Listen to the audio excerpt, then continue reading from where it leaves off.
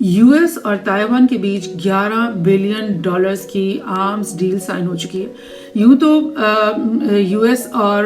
Taiwan آپس کے strategic partners دہائیوں سے چلے آ رہے ہیں. جب سے چائنا کو انڈیپینڈنس ملی تب سے ہی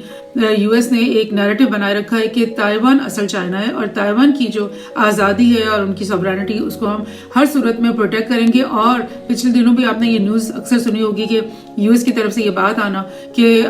چائنا جو ہے تائیوان پہ قبضہ کرنے والا ہے اور اگر اس نے کوئی بھی قدم ایسا اٹھایا تو ہم اپنی پوری نیٹو کی فورسز کے ساتھ پہنچ جائیں گے اور تائیوان کی سوورینٹی اور فریڈم کو ہم پروٹیکٹ کریں گے. بہرحال اب یہ جو $11 بلین کی آرمز سیل ہے اس کے اندر یہ سب سے لارجسٹ ویپن پیکج ہے کہ جو یو ایس نے تائیوان کے ساتھ کبھی بھی کیا. لیکن اس کا یہ مطلب نہیں کہ انہوں نے پہلے کوئی ڈیل نہیں کی. اس سے پہلے بش کا جو ایرا تھا اس میں بھی $15 بلین کے ویپنز کی ڈیل ہوئی تھی تائیوان سے, مگر وہ سارے کے سارے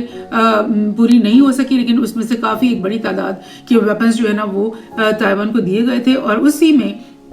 $8 بلین کے فائٹر جیٹس بھی انکلوڈڈ تھے جو کہ اس وقت تائیوان کو دے دیے گئے تھے. اب جو یہ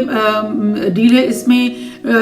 ہمار راکٹس بھی شامل ہوں گے, ہویٹزر جو اینٹی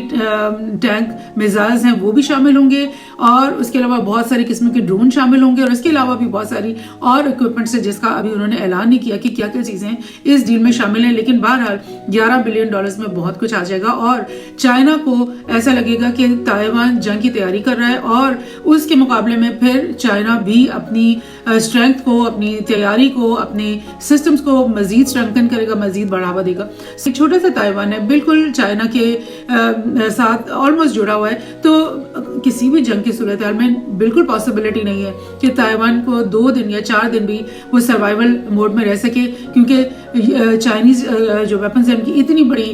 یلغار ہونے والی ہے ایسی صورتحال میں. نہ صرف یہ بلکہ تائیوان کے جو پریزیڈنٹ ہیں لائی چنگ تی, انہوں نے اس بات کا بھی اعلان کیا کہ وہ $1 ٹریلین تائیوانیز ڈالرز جو ہیں اس کے ایک اسپیشل فنڈ بنانے کی کوشش کر رہے ہیں جس سے وہ جو ہے نا ڈیفنس سسٹمز, جو بڑے بڑے ڈیفنس سسٹمز جیسے S-300 وغیرہ ہوتے ہیں ان کو وہ خریدے گا اور ڈیفینیٹلی یو ایس اور ویسٹرن الائز سے ہی وہ ویپنس بھی خریدے جائیں. تو ہمیں یہ سوال پوچھنا پڑے گا اپنے آپ سے کہ کیا یہ ویپنس بیچنے کے لیے یہ ساری اسکیم بنائی جا رہی ہے یا پھر کیا واقعی یو ایس تائیوان کو ایک بہت بڑی وار کی طرف اکسا رہا ہے.